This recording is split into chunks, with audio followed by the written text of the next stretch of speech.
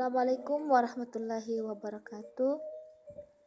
Eh, Pada video kali ini saya akan menjelaskan materi yaitu eh, rasio likuiditas. Nah, mengapa rasio likuiditas ini eh, muncul? Karena sering kita jumpai bahwa banyak perusahaan yang kerap sekali mengalami masalah kesulitan finansial.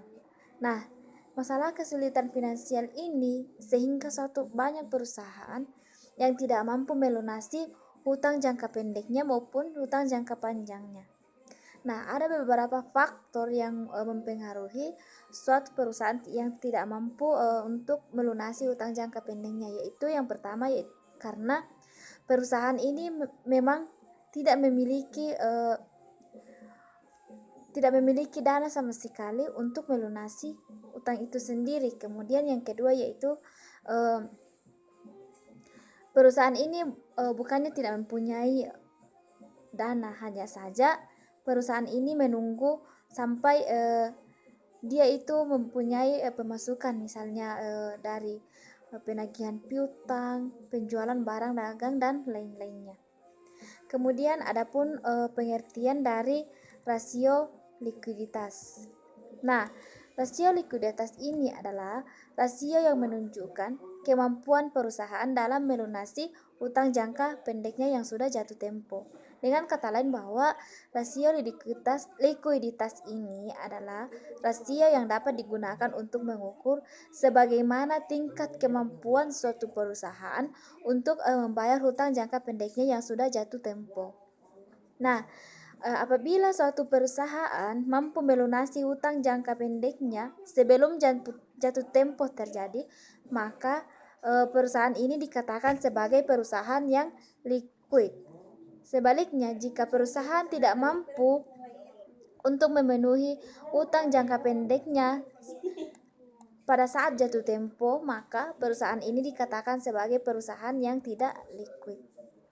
Kemudian adapun tujuan dan manfaat dari rasio liquid itu secara keseluruhan. Yang pertama yaitu untuk mengukur kemampuan perusahaan dalam membayar kewajiban atau utang jangka pendek yang sudah jatuh tempo. Yang kedua yaitu untuk mengukur sebagaimana tingkat kemampuan perusahaan dalam membayar kewajiban utang jangka pendek dengan menggunakan aset lancar. Yang ketiga yaitu untuk mengukur kemampuan perusahaan dalam membayar kewajiban jangka pendek dengan menggunakan aset lancar. Nah, yang keempat yaitu untuk mengukur tingkat ketersediaan uang kas perusahaan dalam membayar utang jangka pendek. Yang kelima, sebagai alat perencanaan keuangan di masa mendatang, terutama yang berkaitan dengan perencanaan kas dan utang jangka pendek. Dan yang terakhir yaitu untuk melihat kondisi dan posisi likuiditas perusahaan dari waktu ke waktu dengan membandingkan selama beberapa periode. Nah, adapun jenis-jenis dari rasio likuiditas, yang pertama yaitu rasio lancar. Nah, rasio lancar merupakan rasio yang digunakan untuk mengukur kemampuan dalam memenuhi kewajiban jangka pendeknya yang segera jatuh tempo melalui aset lancar, melalui menggunakan total aset lancar yang tersedia. Adapun rumus dari rasio lancar yaitu adalah rasio lancar sama dengan aset lancar dibagi dengan kewajiban lancar. Nah, yang kedua yaitu rasio yang sangat lancar. Nah, rasio yang sangat lancar ini adalah merupakan rasio yang digunakan untuk mengukur kemampuan perusahaan dalam memenuhi kewajiban jangka pendeknya yang sudah jatuh tempo dengan menggunakan aset yang sangat lancar, yaitu kas ditambah sekuritas jangka pendek dan piutang. Nah, tetapi perlu digarisbawahi bahwa tidak termasuk persediaan barang dagang dan aset lancar lainnya. Kemudian adapun rumus dari rasio sangat lancar, yaitu rasio sangat lancar sama dengan kas ditambah sekuritas jangka pendek ditambah piutang dibagi dengan kewajiban lancar. Kemudian rasio yang terakhir yaitu adalah rasio kas. Nah, rasio kas merupakan rasio yang digunakan untuk mengukur seberapa besar uang kas dan atau setara kas yang tersedia untuk membayar utang jangka pendek. Nah, rasio ini menggambarkan kemampuan perusahaan yang sesungguhnya dalam melunasi kewajiban lancarnya yang akan jatuh tempo dengan menggunakan kas atau setara kas yang ada.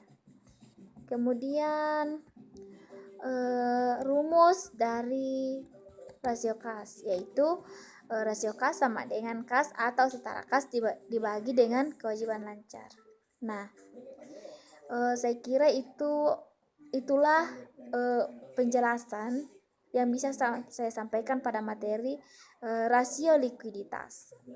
Kemudian materi selanjutnya akan dilanjutkan oleh teman-teman kelompok saya. Sekian, wassalamualaikum warahmatullahi wabarakatuh. Baik, di sini saya akan melanjutkan materi yang telah dipaparkan oleh teman saya sebelumnya. Di sini saya menjelaskan materi mengenai tujuan dan manfaat rasio likuiditas secara keseluruhan.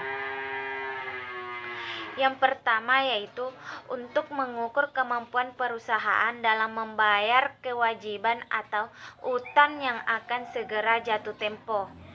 Kedua, untuk mengukur kemampuan perusahaan dalam membayar kewajiban jangka pendek dengan menggunakan total aset lancar. Yang ketiga, untuk mengukur kemampuan perusahaan dalam membayar kewajiban jangka pendek dengan menggunakan aset sangat lancar tanpa memperhitungkan persediaan barang dagang dan aset lancar lainnya. Keempat, untuk mengukur tingkat ketersediaan uang kas perusahaan dalam membayar utang jangka pendek. Kelima, sebagai alat perencanaan keuangan di masa mendatang, terutama yang berkaitan dengan perencanaan kas dan utang jangka pendek. Dan yang terakhir yaitu untuk melihat kondisi dan posisi likuiditas perusahaan dari waktu ke waktu dengan membandingkan selama beberapa periode. Baik, di sini saya akan melanjutkan materi yang telah dibahas oleh teman saya sebelumnya, di mana saya akan menjelaskan mengenai jenis-jenis rasio likuiditas yang digunakan dalam mengukur kemampuan perusahaan dalam memenuhi kewajiban jangka pendeknya, di mana terdapat 3 rasio, yaitu rasio lancar, yang kedua rasio sangat lancar, yang ketiga rasio kas, di mana rasio lancar ini merupakan rasio yang digunakan untuk mengukur kemampuan perusahaan dalam memenuhi kewajiban jangka pendeknya yang segera jatuh tempo dengan menggunakan total aset lancar yang tersedia. Dan jika hasil perhitungan rasio perusahaan yang memiliki rasio lancar yang kecil mengidentifikasikan bahwa perusahaan memiliki modal kerja atau aset lancar yang sedikit untuk membayar kewajiban jangka pendeknya. Namun sebaliknya, jika perusahaan memiliki rasio yang tinggi, belum tentu perusahaan tersebut dikatakan dengan baik, karena dalam rasio ini memiliki standar rasio, di mana standar rasio yang baik yaitu 200% atau 1:2. Jika standar ini tercapai dalam perusahaan, maka perusahaan dapat dikatakan dengan baik atau aman. Adapun rumus yang digunakan dalam rasio ini yaitu rasio lancar sama dengan aset lancar dibagi dengan kewajiban lancar. Dan yang selanjutnya itu rasio sangat lancar, di mana rasio sangat lancar ini merupakan rasio yang digunakan untuk mengukur kemampuan perusahaan dalam memenuhi kewajiban jangka pendeknya yang segera jatuh tempo dengan menggunakan aset sangat lancar, yaitu kas ditambah dengan sekuritas jangka pendek ditambah dengan piutang. Nah, ada yang menarik dari rasio sangat lancar ini, di mana ia mengeluarkan persediaan barang dagang dan aset lainnya, karena persediaan barang dagang yang dijual secara kredit memerlukan waktu yang cukup lama untuk menjadi kas, sehingga dia dikeluarkan. Dan rumus yang digunakan dari rasio ini yaitu rasio sangat lancar sama dengan aset ditambah sekuritas jangka pendek ditambah dengan piutang dibagi dengan kewajiban lancar. Nah, rasio yang terakhir itu rasio kas, di mana rasio kas ini merupakan rasio yang digunakan untuk mengukur seberapa besar uang kas atau setara kas yang tersedia untuk membayar utang jangka pendeknya. Dan kas ini meliputi mengenai uang logam, uang kertas, cek, wesel pos, dan deposito. Dan adapun rumus yang digunakan dalam rasio kas ini yaitu rasio kas sama dengan kas ditambah setara kas dibagi dengan kewajiban lancar. Nah, sekian dari saya, dan materi selanjutnya akan dibahas oleh teman saya. Assalamualaikum warahmatullahi wabarakatuh. Jadi saya akan melanjutkan materinya, di mana materi pada kesempatan kali ini yaitu analisis solvabilitas. Di mana dalam menjalankan suatu kegiatan, tentu saja kita memerlukan dana atau modal yang memadai dalam suatu perusahaan. Di mana dana yang di sini atau modal bukan hanya digunakan sebagai bukan hanya digunakan pada saat berjalannya periode dalam satu perusahaan, tetapi uang atau dana pada suatu perusahaan itu digunakan untuk membiayai investasi dalam satu perusahaan. Di mana dalam investasi perusahaan, di mana pembiayaannya itu seperti mengganti atau membeli suatu peralatan kantor atau dalam satu perusahaan, membuka kantor cabang dan sebagainya. Jadi di sini dalam satu diperlukan seorang manajer yang handal, di mana manajer ini dapat memiliki kemampuan untuk membagi atau dalam pembiayaan, dalam manajemen pembiayaan dalam satu perusahaan. Jadi dalam memperoleh dana perusahaan, dalam memperoleh dana untuk kepentingan pembiayaan, perusahaan pada umumnya memiliki sumber-sumber alternatif.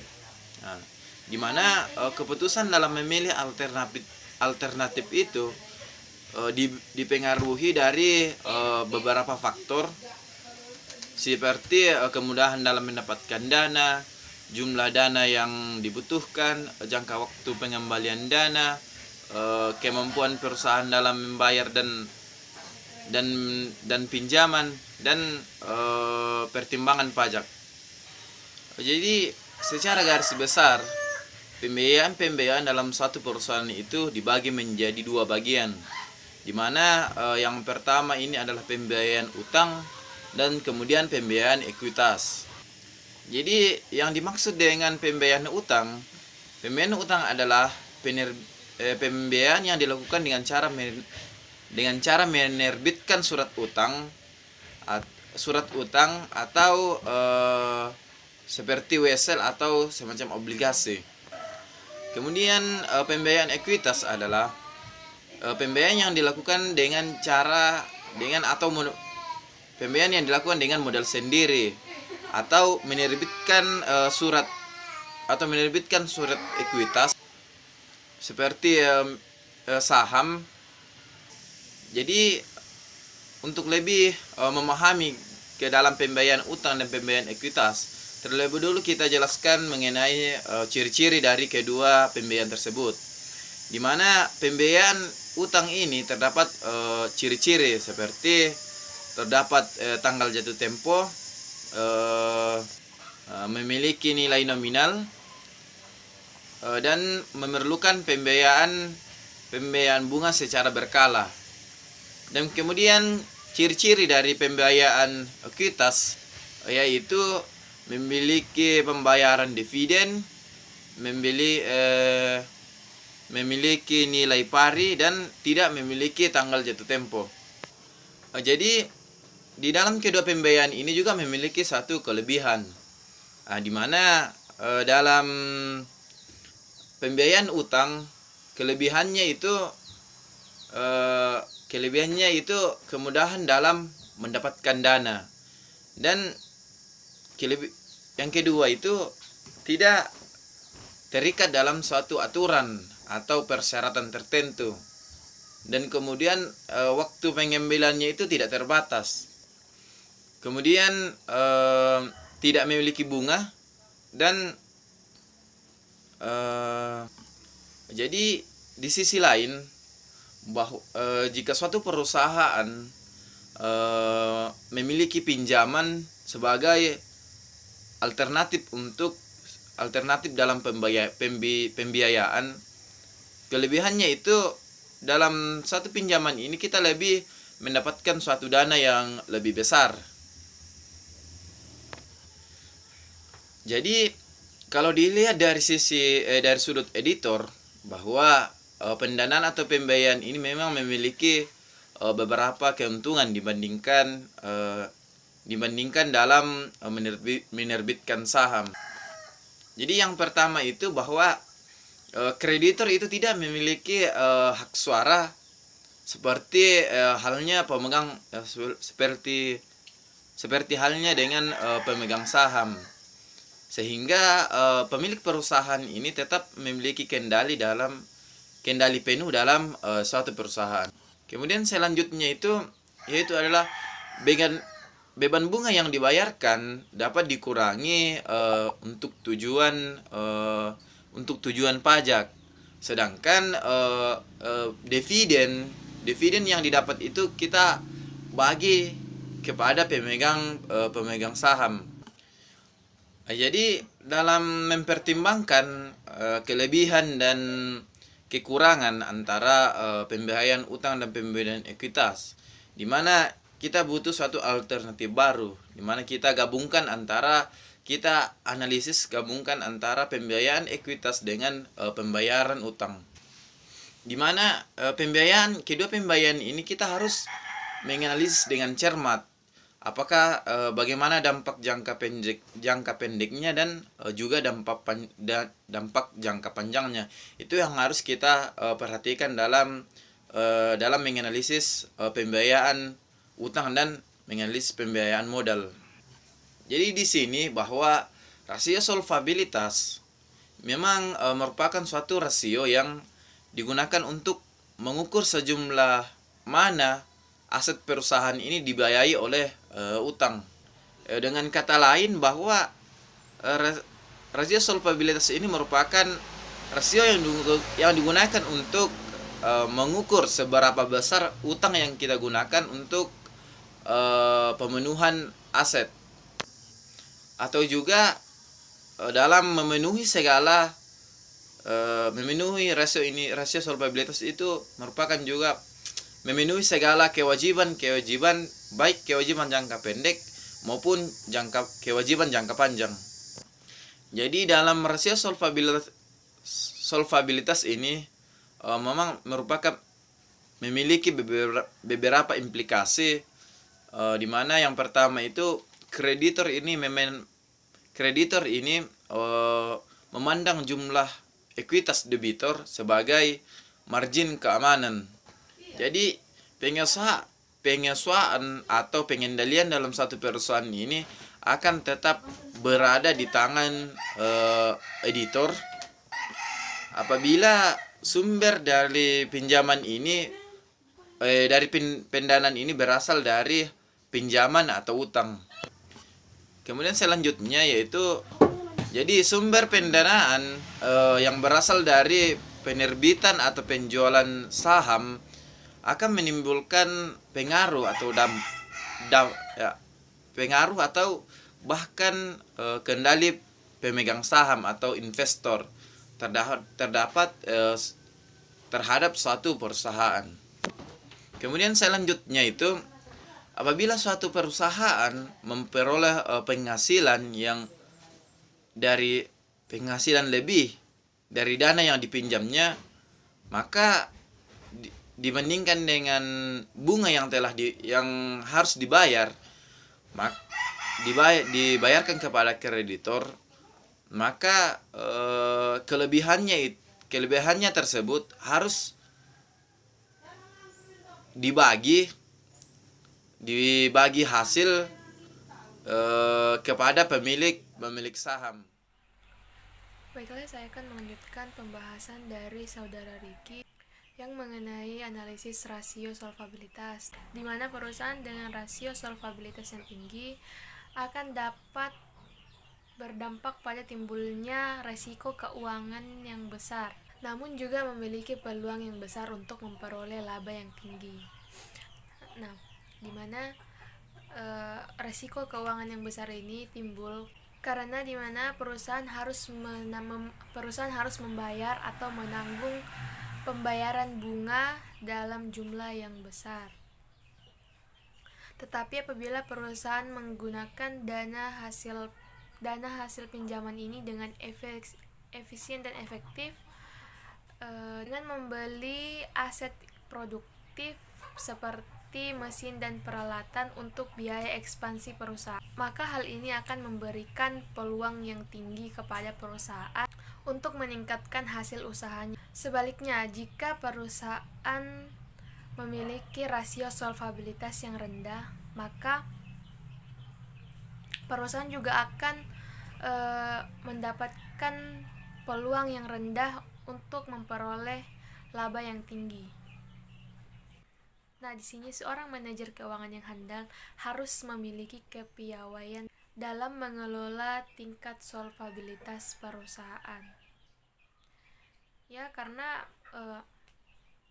seperti yang dijelaskan sebelumnya tadi, tingginya rasio solvabilitas akan mempengaruhi laba yang akan diterima oleh perusahaan. Nah, kepiawaian ini dikhususkan dalam mencermati hubungan antara resiko keuangan dan pengembalian yang dihasilkan dari dana yang dipinjam oleh perusahaan. Yang kemudian yaitu penghitungan rasio solvabilitas dapat dilakukan melalui 3 pendekatan, yaitu yang pertama pendekatan neraca, di mana rasio solvabilitas ini diukur menggunakan pos-pos yang ada di neraca, sehingga pendekatan ini menghasilkan rasio solvabilitas yang terdiri atas rasio terhadap utang aset, rasio terhadap ekuitas, dan rasio utang jangka panjang terhadap ekuitas. Yang kedua yaitu pendekatan laporan laba rugi, di mana rasio ini diukur menggunakan pos-pos yang ada di dalam laporan laba rugi. Adapun contoh rasio solvabilitas dari pendekatan ini yaitu laba sebelum bunga dan pajak dari beban bunga. Nah, di mana dari pendekatan ini kita akan mengetahui berapa laba yang kita peroleh sebelum adanya bunga dan pajak terhadap beban bunga. Yang ketiga yaitu adalah pendekatan laporan laba rugi dan neraca, di mana rasio solvabilitas ini diukur menggunakan laporan laba rugi dan neraca. Adapun contoh dari rasio pendekatan ini yaitu rasio laba operasional terhadap kewajiban. Nah, di sini di mana apakah laba ini bisa menutupi kewajiban dari perusahaan tersebut atau tidak. Nah, selanjutnya yaitu di mana hasil dari perhitungan rasio solvabilitas ini akan diperlukan sebagai dasar pertimbangan dalam memutuskan antara penggunaan dana dari pinjaman atau penggunaan dana dari modal sebagai alternatif sumber pembiayaan aset perusahaan. Nah, sebagaimana yang dijelaskan sebelumnya, bahwa perhitungan ini perlu dilakukan secara cermat dengan mengingat bahwa masing-masing jenis pembiayaan ini memiliki kelebihan dan kekurangan, di mana sama halnya dengan rasio likuiditas. Rasio solvabilitas ini juga diperlukan dalam menganalisis kredit dan risiko keuangan. Nah, adapun tujuan dan manfaat dari rasio solvabilitas ini secara keseluruhan diantaranya adalah Yang pertama yaitu untuk mengetahui posisi total kewajiban perusahaan kepada kreditor, di mana khususnya jika dibandingkan dengan jumlah aset dan modal yang dimiliki perusahaan. Nah, tentu kita harus mengetahui posisi total jumlah kewajiban kita, berapa total kewajiban kita, perusahaan kita kepada kreditor, yang jika dibandingkan dengan aset ataupun modal yang dimiliki perusahaan ini apakah lebih besar atau lebih kecil. Yang kedua adalah yaitu untuk mengetahui posisi kewajiban jangka panjang perusahaan terhadap jumlah modal yang dimiliki oleh perusahaan. Kemudian selanjutnya yaitu untuk menilai kemampuan aset dalam memenuhi seluruh kewajibannya. Seluruh kewajiban termasuk kewajiban yang bersifat tetap seperti pembayaran angsuran pokok beserta bunganya secara berkala. Yang kemudian selanjutnya adalah untuk menilai seberapa besar aset dibiayai oleh utang. Selanjutnya yaitu untuk menilai seberapa besar aset dibiayai oleh modal. Nah, yang kemudian adalah untuk menilai seberapa besar pengaruh utang terhadap pembiayaan aset perusahaan. Kemudian untuk menilai seberapa besar pengaruh modal dalam mempengaruhi pembiayaan aset perusahaan.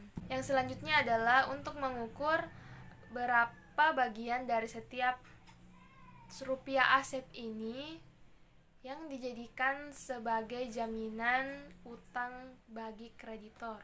Yang selanjutnya adalah untuk mengukur berapa bagian dari setiap rupiah aset ini yang dijadikan sebagai jaminan modal bagi pemilik atau pemegang saham. Nah, yang selanjutnya adalah untuk mengukur berapa bagian dari setiap rupiah modal ini dijadikan sebagai jaminan utang.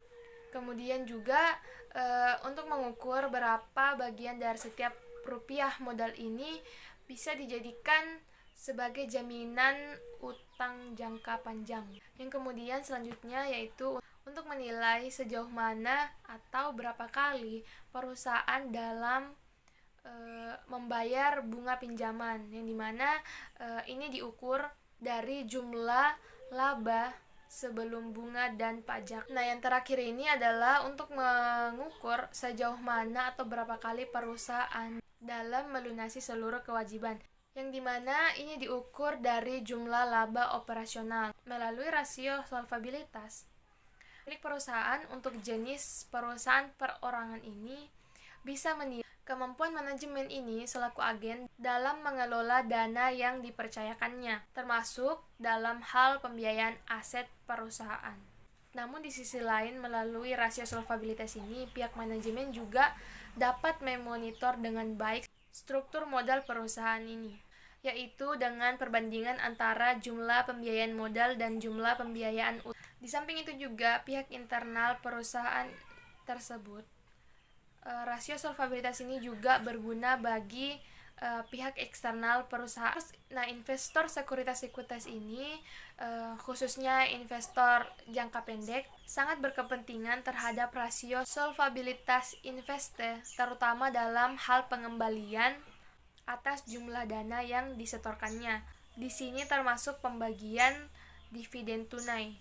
Sedangkan investor sekuritas utang atau kreditor berkepentingan dalam hal ini pengembalian jumlah pokok pinjaman beserta bunganya. Nah, kreditor ataupun supplier ini akan memberikan pinjaman kepada perusahaan yang memiliki solvabilitas yang baik. Nah, biasanya penggunaan rasio solvabilitas ini juga disesuaikan dengan tujuan dan kebutuhan perusahaan, di mana perusahaan dapat menggunakan rasio solvabilitas secara keseluruhan ataupun hanya sebagian saja dari jenis rasio solvabilitas yang ada. Nah, penggunaan rasio secara sebagian ini berarti perusahaan hanya akan menggunakan beberapa rasio saja. Berarti bahwa perusahaan hanya menggunakan beberapa rasio saja yang memang dianggap perlu untuk diketahui. Nah, adapun jenis-jenis rasio solvabilitas yang lazim digunakan dalam praktek untuk mengukur kemampuan perusahaan dalam memenuhi seluruh kewajibannya, yang dimana rasio-rasio ini akan dijelaskan selanjutnya oleh. Assalamualaikum warahmatullahi wabarakatuh. Perkenalkan, nama saya Paulaka. Di sini saya akan membahas tentang jenis-jenis rasio solvabilitas. Nah, jenis-jenis rasio solvabilitas ini jenis-jenis rasio yang sering digunakan atau yang lazim digunakan dalam mengukur seberapa besar perusahaan mampu untuk melunasi kewajibannya. Nah, di sini dari jenis-jenis rasio solvabilitas ada 5. Yang pertama, rasio utang terhadap aset, rasio utang terhadap modal, rasio utang jangka panjang terhadap modal, rasio kelipatan bunga yang dihasilkan, dan yang terakhir rasio laba operasional terhadap kewajiban. Yang pertama yang saya bahas yaitu rasio utang terhadap aset. Nah, rasio utang terhadap aset di sini mengukur seberapa mampu perusahaan melunasi utangnya berdasarkan jumlah aset yang dimilikinya. Di sini akan membandingkan jumlah utang yang dimiliki dengan jumlah total aset yang dimiliki perusahaan. Semakin besar kemampuan perusahaan dan semakin tinggi rasio ini, maka akan semakin menunjukkan bahwa perusahaan kurang mampu untuk melunasi utangnya berdasarkan aset yang dimilikinya. Nah, ini juga akan mempengaruhi kreditur untuk memberikan pinjaman terhadap perusahaan ini. Tapi apabila rasio ini rendah, maka dipastikan bahwa perusahaan mampu menarik kreditur untuk memberikan pinjaman karena dia diakui mampu membayar utangnya berdasarkan total aset yang dimilikinya. Nah, rumus yang digunakan itu rasio utang terhadap aset sama dengan total utang per total aset. Nah, yang kedua yang saya bahas yaitu rasio utang terhadap modal. Nah, rasio utang terhadap modal ini itu menunjukkan seberapa besar jumlah dana kreditur yang diberikan dan jumlah dana pemilik perusahaan. Apabila rasio ini tinggi, maka di sini akan menunjukkan bahwa perusahaan tidak mampu melunasi utangnya berdasarkan dana pemilik perusahaan. Nah, ini juga pasti akan mempengaruhi kreditur dalam memberikan pinjaman terhadap perusahaan karena dia tidak mampu melunasi utangnya berdasarkan dana pemilik perusahaan. Nah, tapi kalau rasio ini rendah, pasti akan menarik juga kreditor untuk memberikan pinjaman terhadap perusahaan ini karena dia diakui mampu untuk melunasi utangnya berdasarkan modal yang dimiliki oleh perusahaan tersebut. Nah, yang ketiga itu rasio utang jangka panjang terhadap modal. Di sini membandingkan seberapa besar utang jangka panjang yang diberikan kreditur atau pinjaman yang diberikan kreditur jangka panjang dan jumlah dana yang dimiliki pemilik perusahaan. Semakin tinggi rasio ini, maka semakin memperlihatkan bahwa dia tidak mampu membayar utang jangka panjangnya. Tapi kalau rendah rasio ini, maka perusahaan diakui mampu membayar utang jangka panjangnya berdasarkan dari modal pemilik yang dimiliki oleh perusahaan. Nah, yang keempat yang saya bahas rumus dari rasio ketiga ini yaitu rasio utang jangka panjang terhadap modal sama dengan total utang jangka panjang per total modal. Nah, yang keempat yang saya bahas yaitu rasio total bunga rasio kelipatan bunga yang dihasilkan. Nah, rasio kelipatan bunga yang dihasilkan ini dinilai berdasarkan total laba sebelum bunga dan pajak. Nah, laba sebelum bunga dan pajak ini memperlihatkan bahwa dalam pembayaran bunga yang dilakukan perusahaan tidak mempengaruhi pajak, karena di sini berdasarkan rasio ini kita akan mengukur seberapa mampu perusahaan atau berapa kali perusahaan mampu membayarkan bunganya. Nah, di sini apabila labanya tinggi, rasio ini tinggi, maka memperlihatkan bahwa perusahaan mampu membayarkan bunganya dalam kegiatan operasionalnya. Nah, rumus yang digunakan dalam rasio kelipatan bunga yang dihasilkan ini, laba sebelum bunga sama dengan laba sebelum bunga dan pajak per beban bunga. Nah, yang kelima yang saya bahas yaitu rasio laba operasional terhadap kewajiban. Nah, rasio laba operasional terhadap kewajiban ini memperlihatkan berapa besar laba operasional yang dimiliki perusahaan dan berapa kewajiban yang harus dibayarkan. Nah, semakin tinggi rasio ini, maka semakin tinggi pula kemampuan perusahaan untuk melunasi kewajibannya. Karena di sini kewajiban ini dibayarkan berdasarkan laba yang dimiliki perusahaan dalam suatu periode. Nah, kemampuan perusahaan dalam melunasi utangnya berdasarkan laba ini maka memperlihatkan bahwa kegiatan operasional yang dilakukan perusahaan sangat baik. Nah, rumus yang digunakan dalam rasio laba operasional terhadap kewajiban ini adalah rasio laba operasional terhadap kewajiban sama dengan laba operasional per total kewajiban. Mungkin sekian dari yang dapat saya sampaikan. Assalamualaikum warahmatullahi wabarakatuh. Assalamualaikum warahmatullahi wabarakatuh. Perkenalkan, nama saya Nurismi. Di sini saya akan melanjutkan materi analisis keuangan yang sebelumnya dibawakan oleh teman-teman kelompok saya. Di sini saya akan membahas analisis aktivitas. Rasio aktivitas merupakan rasio yang digunakan untuk mengukur efektivitas perusahaan yang menggunakan aset yang dimilikinya, termasuk untuk mengukur tingkat efisiensi perusahaan dalam memanfaatkan sumber daya yang ada. Juga digunakan untuk mengukur efektivitas perusahaan dalam mengelola aktivitas sehari-hari perusahaan. Nah, dari hasil pengukuran rasio aktivitas dapat terungkap bahwa kinerja keuangan kinerja manajemen sesungguhnya dalam mengelola aktivitas perusahaan. Secara keseluruhan, rasio aktivitas dapat terungkap ada 7 bahwa perputaran piutang usaha, berapa lama rata-rata penagihan piutang usaha, perputaran persediaan, berapa lama persediaan yang tersimpan di gudang hingga akhirnya terjual, perputaran modal kerja, perputaran aset tetap, dan perputaran total aset. Nah, dari hasil pengukuran rasio aktivitas ini dilakukan dengan cara membandingkan besarnya tingkat penjualan dengan piutang usaha, persediaan barang dagang, modal kerja, aset tetap, dan total aset. Mencari tahu bahwa manajemen dapat melakukan dan mengoptimalkan aset yang dimilikinya merupakan tujuan utama dari rasio aktivitas tersebut.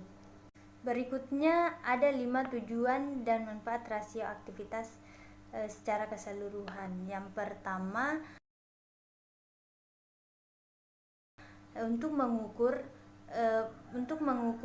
berapa kali dana yang tertanam dalam piutang usaha berputar dalam satu periode.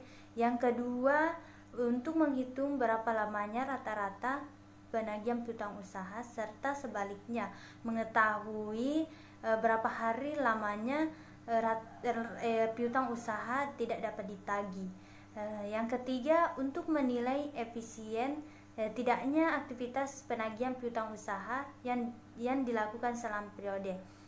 Yang keempat, untuk mengukur berapa kali dana yang tertanam dalam persediaan berputar dalam satu periode. Yang kelima atau yang terakhir, untuk menghitung berapa lamanya rata-rata persediaan yang tersimpan di gudang hingga akhirnya terjual. Nah, itulah materi yang sempat saya bawakan. Wabillahi taufiq wal hidayah. Wassalamualaikum warahmatullahi wabarakatuh.